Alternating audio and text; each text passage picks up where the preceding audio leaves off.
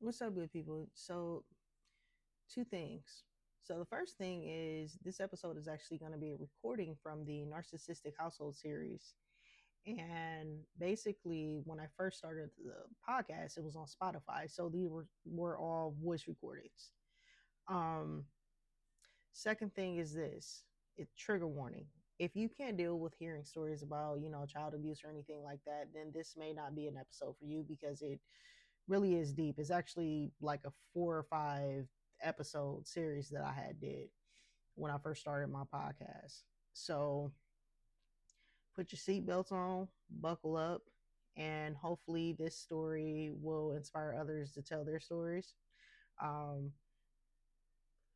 Comments, they're always welcome. All I ask is that you be respectful. So without further ado, here is episode 1 of the Narcissistic Household. Mother is God on the lips of a child. So we always run to mama when things get bad, things get scary, when we're sick. We expect mommy to be our protector and fix it all. But sometimes that doesn't always rule in our favor. For a lot of people, the ideal family would consist of both the biological mom and the biological dad. And some people, they're just happy with, at least having a mother and father figure in the household. So when I was about 8 years old, this is when Narcissist first made his appearance. We were living on this street called Dunham. It's set between Huff and Chester. I don't remember the exact house address, and I know it's burned down since we moved out of there. It was just me, my mom, my brother, and my sister. And it was about the summertime when my mother came in the house talking about this guy that she had a date with, that she met at work. Now, if I remember it correctly, Narcissist was super duper late because his mother, quote unquote, kept him out shopping all day. So my brother and I, we kept him company while my mother had to redress or whatever. And I just remember the look he gave my mom when she walked down the stairs. Yeah, she did look beautiful. So clearly the date did go well as he started spending the night at the house. Now my mother, she asked us, hey, are you guys comfortable with them doing this? And we're like, yeah, it was good to see mommy happy.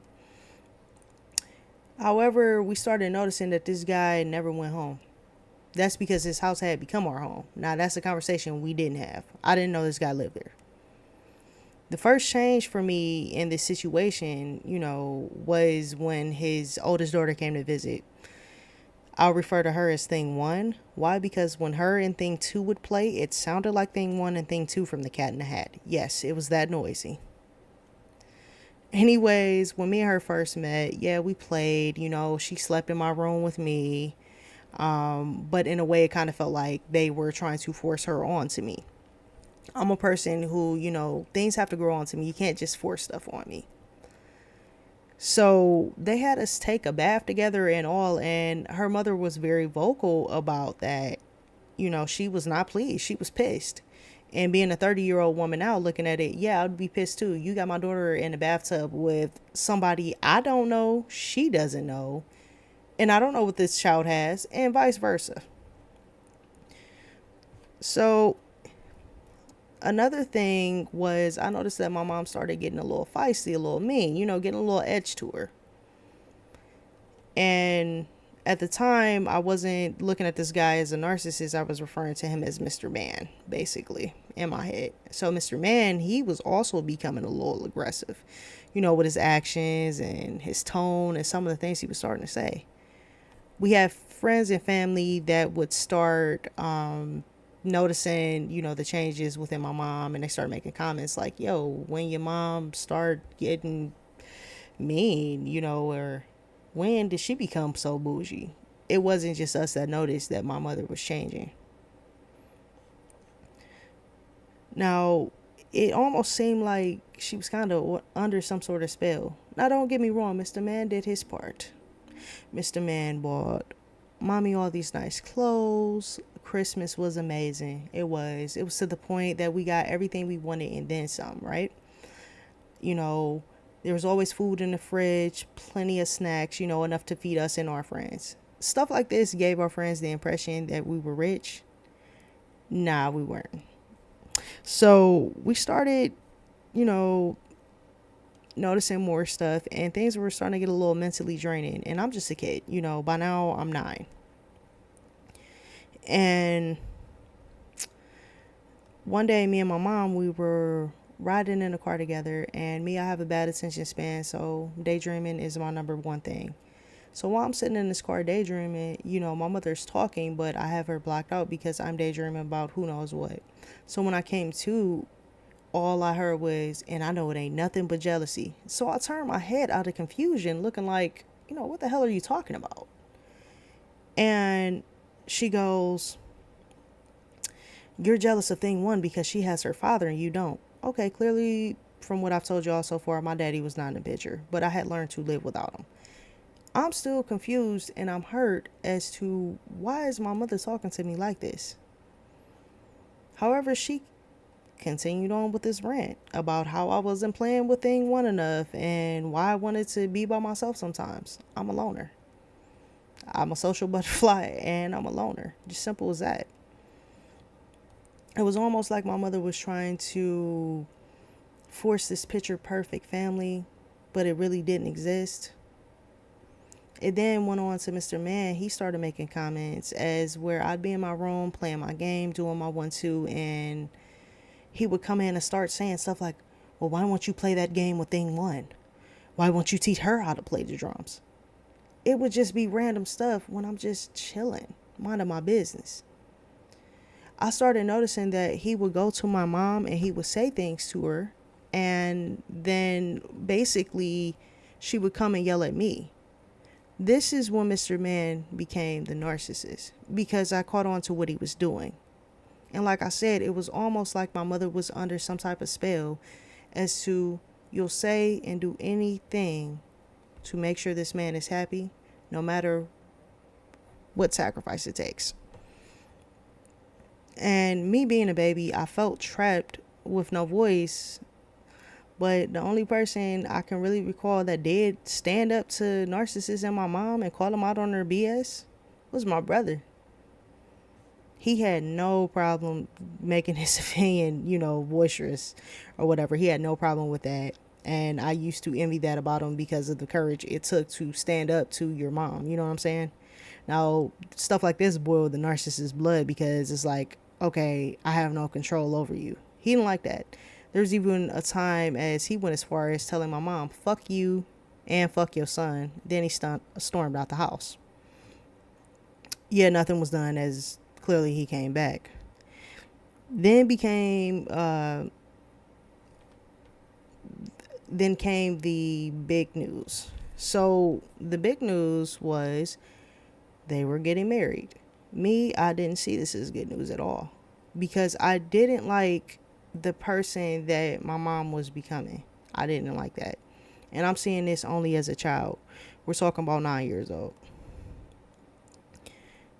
I was being forced to be a part of the wedding, and I cried because I really didn't want any parts. Like I said, I'm looking at this as doomsday. While everybody else is excited, I see doomsday. Because why? I don't like the person my mother is becoming, especially with this guy around. And I'm starting not to like him because of some of the stuff I'm catching him doing. So I'm not sure if it was my father or somebody else that was able to talk my mom and say, hey, if she doesn't want to be in that wedding, she doesn't have to be in that wedding. Stop forcing her. So my mother told me that, but the thing was she kept trying to push it. She kept pushing. Hey, you still got time to be in the wedding. You still got time to be in the wedding. She did not care how I felt. So I finally gave in because I just wanted her to leave me the hell alone. So here comes a few days before the wedding. It's the day before families getting ready to come into town, and I think the wedding was possibly the next day. So I came home from school and I decided that I was going to try to talk to my mom and just tell her how I felt and how she was hurting me. And I just wanted her to understand where I was coming from because, again, I really wasn't a bad child. Very, very shy when it came to defending myself, very timid, and my mother picked up on that and the fact that I was a baby. So while I tried to tell her about, hey, why are you being so mean to me and why are you hurting my feelings? She really didn't have a care in the world and just flipped the whole conversation. And it went back to, I was just oh so jealous of this guy's daughter. And really, I was crying in frustration because my mother refused to acknowledge the fact that I was hurting and that she was hurting me. So during this rant that she did, I blacked out for a second, and when I came to, my mother's hands were red. And I've heard people tell stories before about how they were so angry they saw red, but this scared me. You know what I'm saying? So I kept blinking, I kept blinking. Then she goes, go in your room and think about what I said and pray about what I said. And before I knew it, instead of going to my room, I just ran. I jumped, skipped, hot down these damn stairs. And next thing you know, I was gone. I ran my little ass all the way to East Cleveland, Ohio, to my godmom's job. There was even a cop that thought he saw me. Well, he did see me. However, I played it off and started walking towards this house as if it was my own, and he pulled off. The only person that had since that day to come looking for me at my godmom's was my sister. So anyways, the day of the wedding,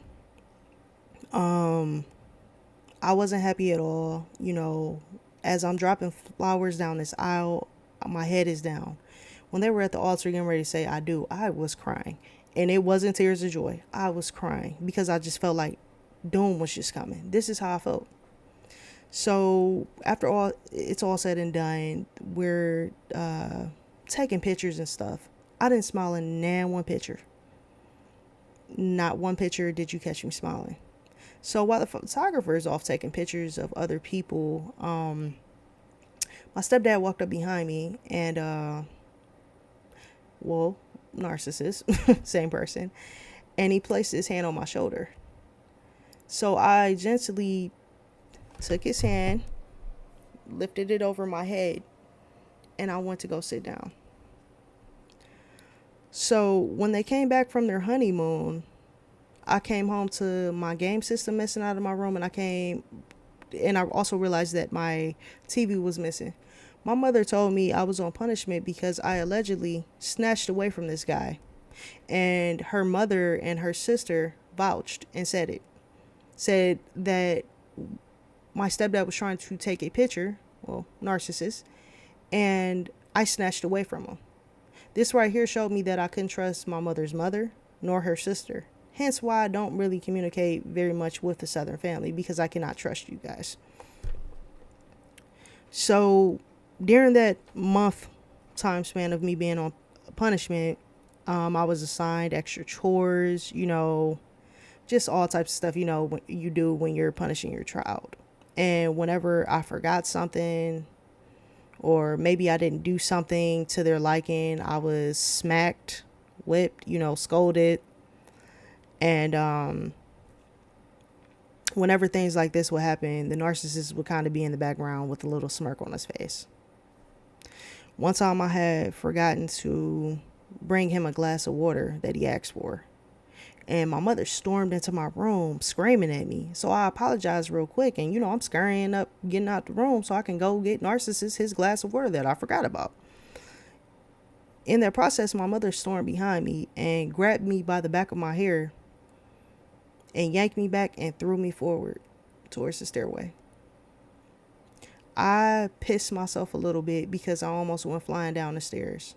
However, I was lucky enough to catch myself after going down the first 2 stairs.